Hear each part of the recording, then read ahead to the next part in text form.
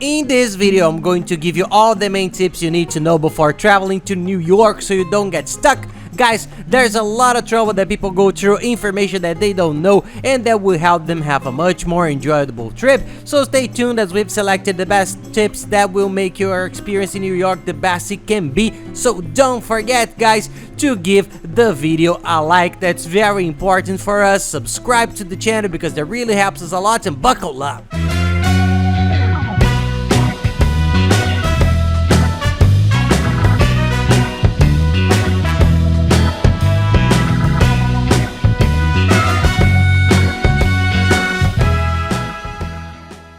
Hey guys, for those who don't know me, I'm Gabriel Lorenzi, creator of the Grupo Dicas, the largest travel content network in the world. And today we're gonna talk about New York, what you need to know before traveling there, important tips that will make your trip much better than it already is. So let's get down to it. The first tip, which I think is very important, is to explain the times of the year in New York. When to visit New York. July is usually the busiest time, July and December, because it's Christmas, New Year's. July is school vacations time in many places around the world, including here in the United States. So New York, Miami, Orlando, more touristy cities like this will be more crowded. Prices will be higher, there will be more people, and July is summer. New York isn't as hot as Florida, Orlando, Miami, but it's an intense heat that can put a damper on your day-to-day life. You'll be too tired to enjoy the open park, so I think July is a time to avoid. And in December, everyone thinks it's wonderful to spend Christmas there in New York. Really, everyone sees it in the movies, the Rockefeller tree that looks so beautiful, ice skating in the snow in Central Park. It's beautiful, but in recent years the winter has been very harsh and there have been snowfalls. The snow gets all the way up, you can't walk down the streets, you can't go out. The trip could end up being a bit complicated. So my tip is, you want to enjoy the city for Christmas, go in November. November they start decorating everything, everything's already decorated, and it's not as harsh of a winter as December or January are. Try to avoid December and January, guys, not just because of the weather that can be a little bit complicated, but of course it's high season, everybody wants to be there and it gets very crowded.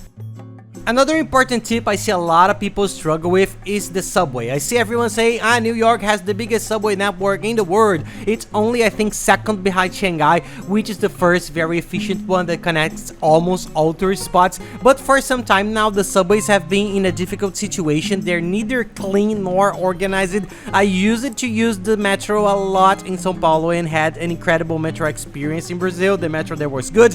Not to mention whether it's crowded or not, in New York you see that they don't take much care because there are a lot of lines, a lot of trains, there are a lot of beggars because the homeless that are looking for a place to stay warm in the cold months, so they stay in the subway. Be careful with your wallets, there are pickpockets. The city is generally safe, but pretty theft, little theft can happen. Always stay tuned in any big city in the world. You always have to be on your guard, so keep an eye on your pockets, bags closed in front of you, keep your eyes open. But the New York subway, in my personal opinion, is no longer as pleasant as it once was. It works, but I think you can avoid it in several ways. When we went, we only used it twice because if you're well located, you'll be able to do everything on foot. As far away as New York is, you're in a movie, everything you walk around, you see something cool here and there. So you use these paths from one place to the next to enjoy the trip. It becomes a real sightseeing tour because everything there is cool and beautiful. You can walk around and stop at a cafe, stop at a restaurant, eat, walk for another 20 minutes. There you will find that's very pleasant to walk around the city, so there's no need to take the metro if you're well located. One tip that many people give is the island of Manhattan. I'll put it on the map for you to see. It's where all the tourist attractions are, but it's also where the hotels are very expensive. Hotels in Manhattan are the most expensive in the entire United States. Some people, in order to save money, stay in Queens or Brooklyn, which are further away from the islands. There are hotels for half the price of those in Manhattan, yes, but then you spend 30 or 40 minutes every day to get there. You spend time, you spend money. I don't think it's worth it. Try to find a nice inexpensive hotel in Manhattan. Try not to stay outside the best area. I'll put a little map here so you can see this central area called Midtown Manhattan. It is close to everything. It's right there where Times Square is, the beginning of Central Park, to go down to the Statue of Liberty, Wall Street. Everything is very close. This area is perfect, but it's one of the most expensive. So the tip is,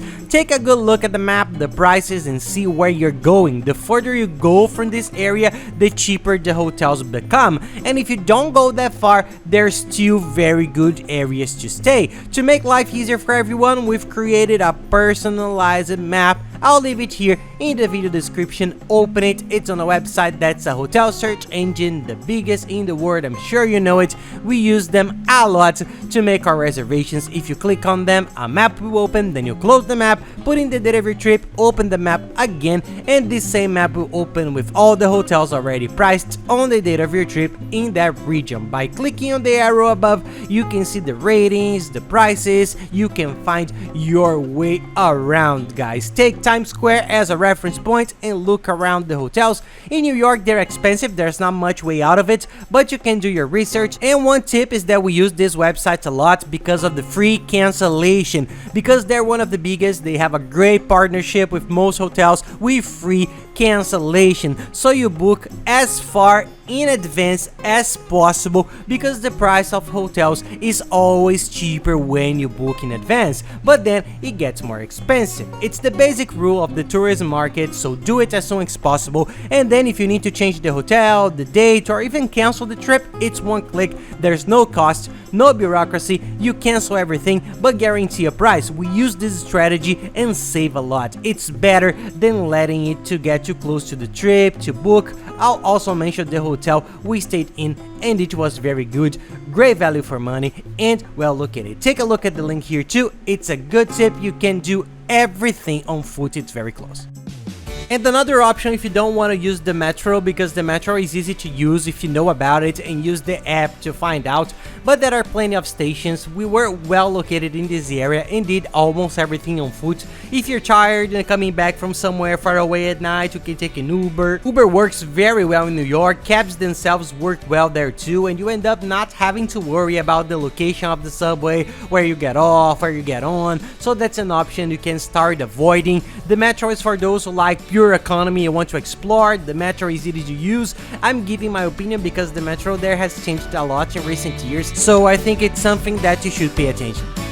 Another tip is about the tours. It's one of the cities with the most things to do. I always recommend dividing it up by region. It makes it much easier. You can see the sites, get tired less, and move around less. For example, in that same little corner of Times Square, there's the public library, which is one of the most beautiful I've ever seen in the world. It's worth visiting Central Station, the bus station there, which is also beautiful. If you go by train, you'll see that it's the most beautiful thing in the world. It's worth staying there and strolling around. There's also Bryant Park, which is a park for those who live there, but it's beautiful too. These are things you can do in all one day. Another day, you go to the south of the island. There's the Statue of Liberty tour, which you probably do. There's Wall Street, the main financial market street where the US stock exchange is located. The Wall Street Bull, the charge bull that everyone takes pictures of and puts their hands on the bull's privates, which they say brings good luck.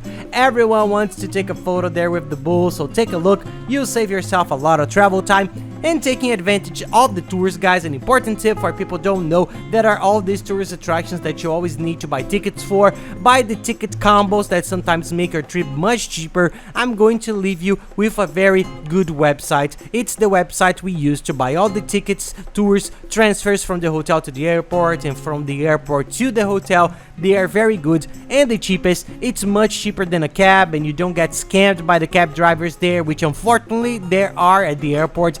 there's a reliable person waiting for you. Take a look on this website. We always buy the transfer from the airport to the hotel and back to the airport, as well as excursions. There are all the tours there. You can buy all the tickets to Broadway shows for a very good price. They are incredible shows, but the great tip is the ticket combos. The City Pass, which is the one I like best. I've used the New York Pass a lot. You see that there are 2 ticket combos, each with its own characteristics. So what is it? You buy a combo to go on so many attractions. There are some that have, for example, 7 attractions. You can go on these 7 attractions for a certain price, and it's much cheaper than buying each attraction separately. It's up to 40% cheaper, so that's a lot of savings. Which is better? It depends on the things you want to see, the places you want to visit. Go to the website and look at the options, and then you can see the prices and see if it's worth it or not. But they're usually the main ones. In the city, I think there's the Empire State, the Observatory up there, which is beautiful, Rockefeller, there's a tour of the Statue of Liberty, which you're sure to do, the Natural History Museum, another museum that's very cool. There are many things to see in the description, but try to use the ticket combos, which work very well and save you a lot of money on your trip, guys. Besides the time that you're going to spend only one time buying the combo, and then you can select which attraction you want to see and which it's better for you. Another important tip you need to know about observatories, guys. Now that I've told you about them, let's go. New York has always been famous for having large skyscrapers, and there are observatories in the top of them. You can see the whole city. It's a beautiful walk. You have to do at least one, guys. It's very good. But before it was, I won the Empire State, which is the most famous, which was for many years the largest building in the world, and also the Rockefeller Center, which is very close by, but now 3 more have come up. There's the Onward Observatory, which stood where the Twin Towers used to be. They built a gigantic building, and there's the Summit, which is the newest and most modern of them all. So my tip is go to at least 2. I really like the advice to go to one of the other ones. I like the Empire State Building. I prefer the Rockefeller because you can see the Empire State. It's the view you've seen in the movies. You feel like you know the building because you always see it in the movie scenes. So you can see the Empire State in front of you, and you can have a beautiful view of Central Park because Rockefeller is right there in Central Park. You see the contrast of the city. Guys, I'm going to put a picture here of Central Park with the buildings around it. It's the most beautiful thing, guys. Of the old guard that go to Rockefeller and then try the Summit. In my opinion, the Summit has become the coolest of them all, as well as having a beautiful view of the city. It's super modern with incredible silver balloons, a projection room, and various technological experience that have made it one of the best in New York. So take a look around, but there are plenty, so at least you will get the best possible views of New York. That is a fact, guys. No matter which one you go, you're sure to have a great time. And speaking of tourist attractions, you should go with your expectations up to date, because I went with my expectations high and it was a little disappointing. In all honesty, Times Square, we expected a lot from it, and where you get there, you see that it's not everything we imagined. It is, but sometimes it gets crowded with street vendors, people making art, people wanting to take photos, Spider-Man, Superman, singers, women dressed up for carnival. There's everything. Just be aware of one thing: if you stop and take a photo or talk to any of these people, you have to pay a tip, at least $10. So if you don't want to pay, don't want to take a photo, just walk straight past and ignore it. It's very simple, but it's only because there are people who arrive without knowing, and then the guy comes over all friendly, goes over and takes a photo of you, and then the guy charges you. It's going to be all over you, so just so you know. And lately, there have been a lot of homeless people around. It's an area that's not so pretty. It's safe, it's over-policed, one of the most heavily policed places in the United States, but it's not the beautiful place you'd imagine. Just so you can go with your expectations up to date, because there's not much to do. You get there, you take the photos, you see the big screens, you stay there for 15-20 minutes, and then you're off to another destination, another tourist spot. But it's one of the most iconic places in the world, and you can't miss it. I'm just giving you my opinion because I went with very high expectations and it wasn't like that. I'm giving you this idea, but when you get there, you might be surprised and have a better experience than mine. So in any case, it's up to you to decide if you like it or not. Another tip, which is a mistake people make, is to set aside 3 or 4 hours to visit Central Park. Central Park is one of the largest parks in the world. It's gigantic. On our first trip there, we were very tight on money and stayed for 15 days. We didn't have any money for anything there. It was a real squeeze. And we went 4 times because it's free. We got to see different things over the 4 days because it's so big. Every hour you get to know one of the regions. Each one has several attractions. There is Shakespeare's Castle, which is beautiful. There is the zoo inside. There are lots of fields, places to run around and sunbathe. So set aside at least 2 days to spend an afternoon there and get to know it because it's very big. You can't see everything in a few hours. So enjoy the place, use a lot of your time because there is a lot to see. Another tip that I've kind of already given here is the airport. New York airport is a bit far away, so it will take you a while. There are 2 airports, but it will take you 40 or even 50 minutes to get to your hotel. Try to avoid cabs, they usually charge more. There are people there from all over the world who sometimes don't even speak proper English. It can be difficult to communicate. The first time we had a little problem understanding each other, just the address, he went to the wrong place. My tip is to buy a transfer, which is cheaper than a cab, and it's a trustworthy registered company that already knows your hotel, has your address right, your name on the license plate. You've left the airport, you see the person there holding your name. Gabriel, have you already spoken to the person, whether they speak English or not? You already know where to go. It's a reliable place. There's no mistake. It's a fixed price. We always buy it. I'll leave the website I mentioned it about the tickets below in the video description. Check it out. It's the best place to buy these transfers from all over the world. They have airports practically all over the United States and Europe. We buy a lot from them. I don't recommend renting a car in New York. In many other places such as here in Orlando, yes, I highly recommend it. In Miami too, but in New York you will spend money, you have to pay for parking everywhere, traffic is chaotic there, so you don't need to. Use the transfer, it's well located, and when you need it you can use Uber, you can do everything on foot. Dire trip. Another tip to avoid trouble, and it's cheap, is international travel insurance. For those who don't know, when you leave the country you have the option of taking out travel insurance, which covers you against various costs you may incur abroad. Cost of medical assistance, dental care, lost luggage, many situations. A doctor's appointment there, guys, it's at least $500, $600. A hospitalization then over $10,000. Okay, it's really expensive, and the insurance covers you for all this, and it's cheap. To give you an idea, the last one we took out for 7 days cost $17 per person, but it's on a website that we know it's very cheap. We've been using it for 2 or 3 years now. I'll leave it here in the description too. Take a look. It's a comparator just like the car. You compare the price with all the insurers and it shows you much cheaper prices, and it's usually half the price of the same insurance in the travel agencies themselves because you're going direct to the source. It's really the insurance's cost price. So take a look, it's very good. I'll leave it here too, but don't travel without one.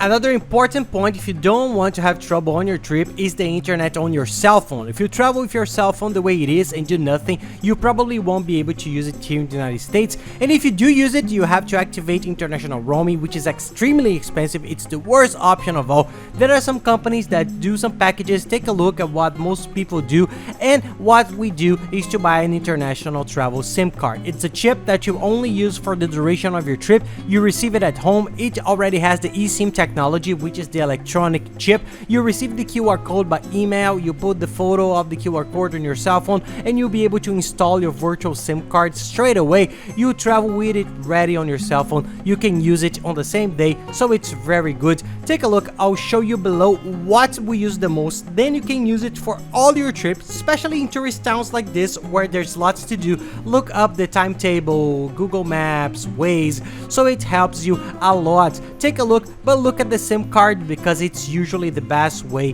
to use the internet in the United States, guys. Without a doubt, you can be sure of that. It's the best option. And guys, down here in the description of the video, I'm going to give you all the links you need to plan your trip. These are all the websites that we already know, that we've discovered over the years, and they're all the cheapest places for you to hire each service. Which hotels did we stay in, which tickets from the website that sells all the tickets much cheaper, the global account, the cheap, it's all there in the video description. Use the description of this video to plan your trip, and you're sure to have almost no problems and the best possible experience during your trip. And that's it, guys. I hope you liked the video. If you like it, please don't forget to give us a like and subscribe to the channel because it really helps us a lot. And here are the 2 most important videos about this destination for you to watch. So thank you very much, guys, and have a nice